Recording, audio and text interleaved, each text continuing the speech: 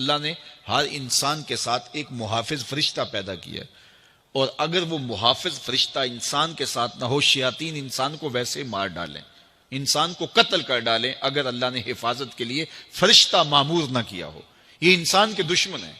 اور انسان کو شیاطین راہ مستقیم سے ہٹانے کے لیے دن رات کوشاں ہیں۔ پھر یہ اتنا مکار دشمن ہے، ہر ایک کو ایک لاٹھی سے نہیں ہانکتا، اسے پتا ہے کہ کس کو کیسے بھٹکانا ہے۔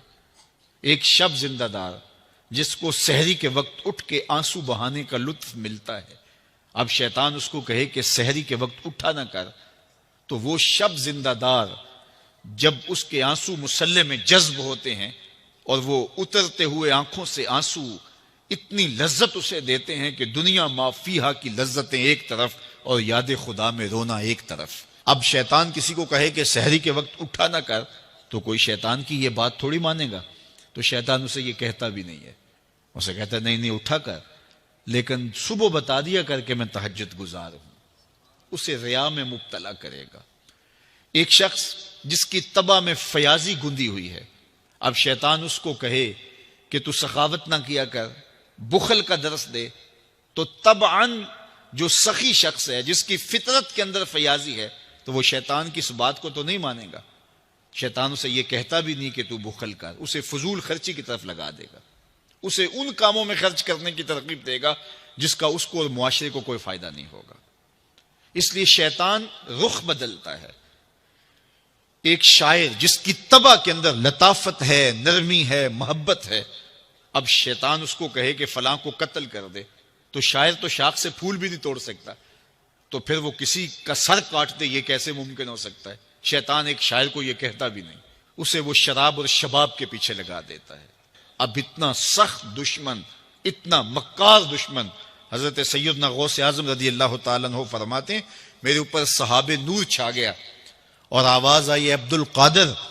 تو نے اللہ کی اتنی عبادت کی ہے، اتنی ریاضت کی ہے کہ شریعت کا ہم تمہیں اب مکلف نہیں رہنے دیتے، اور اب تو نماز نہ پڑھے اور دیگر اعمال نہ کرے تو تجھے کوئی پکڑ نہیں، میں تیرے اوپر ایسے راضی ہو گیا ہوں۔ تو ایسے بادل سے آواز آئی، کہتے مان میرے دل میں خیال آیا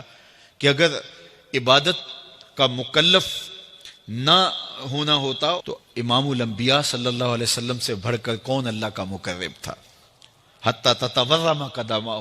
حضور جب نماز پڑھتے اور اس قدر لمبا قیام کرتے حضور کے مبارک پاؤں سوج جاتے، لیکن ان کو تو کہا گیا وَاعْبُدْ رَبَّكَ حَتَّى يَأْتِيَكَ الْيَقِينُ،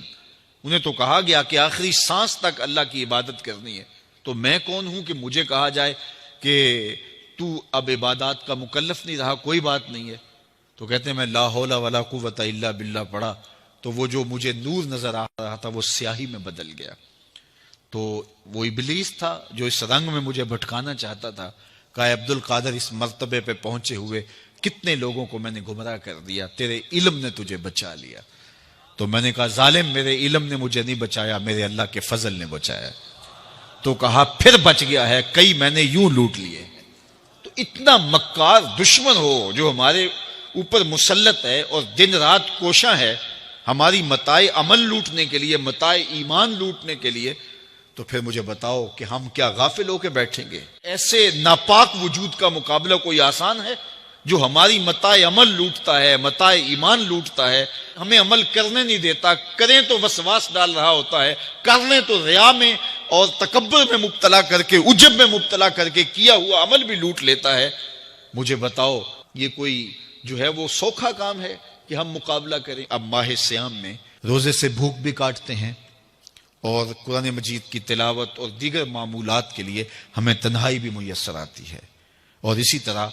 ہمیں روزے سے